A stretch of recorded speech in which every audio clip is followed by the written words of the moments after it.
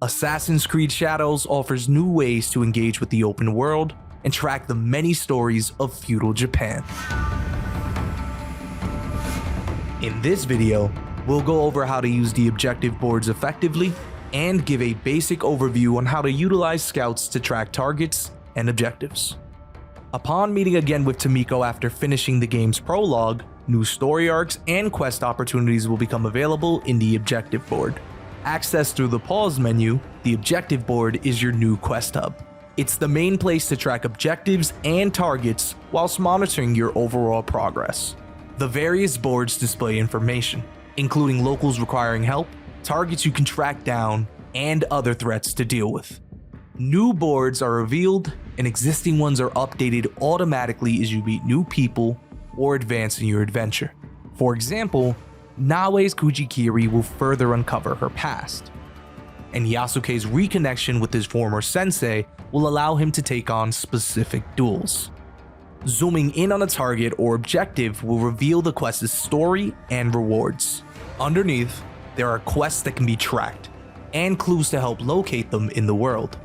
Clues can be gathered by killing targets, completing quests, or helping certain citizens.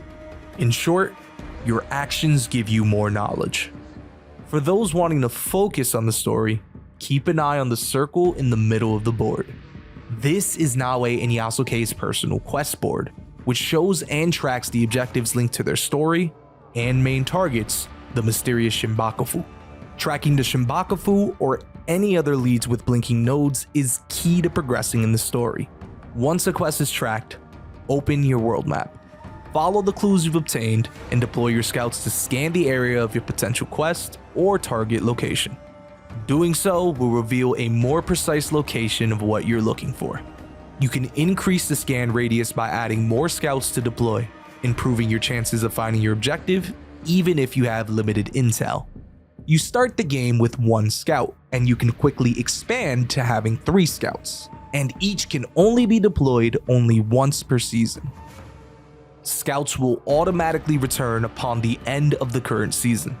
If you require assistance more urgently, head to the various kakurega, safe houses that act as your mini headquarters on the go, and spend your in-game money to speed up their return.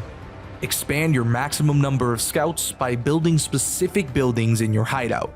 Make sure to invest your time in increasing your scout network, as it will be very handy for exploration and gathering resources. After heading to your scanned objective, use Observe to find its precise location. It will show up with an intuition, a small blue indicator. We also have a guided mode that can be activated in the options menu. It will automatically reveal the exact location of your objective if you do not wish to solve the clues. A final tip: when starting a quest, check that your current level and gear level both match the quest level recommendation. You can upgrade your favorite gear after building the forge in your hideout. The world map starts as a blank, undiscovered canvas. As you venture through the world, the map slowly reveals the area around your character, uncovering quests, activities, and points of interest as you go. That means you are free to explore the world as you choose. But to save you from getting lost, we've gathered some handy information to help you as you venture feudal Japan. First up are viewpoints. Viewpoints are well known in the series, but work a little differently in Shadows. On top of being fast travel point locations upon synchronization, they now reveal points of interest in the area. If you visited locations before or spotted them using the Observe mechanic, their names will appear. If you haven't, they'll be listed as undiscovered locations which you can tag for future exploration. Japan's landscape is vast with many steep, unclimbable mountains that make it easy to get lost, so make sure to stay on the road as much as possible. However, if you happen to stray, the Pathfinder is a great tool to get you back on track.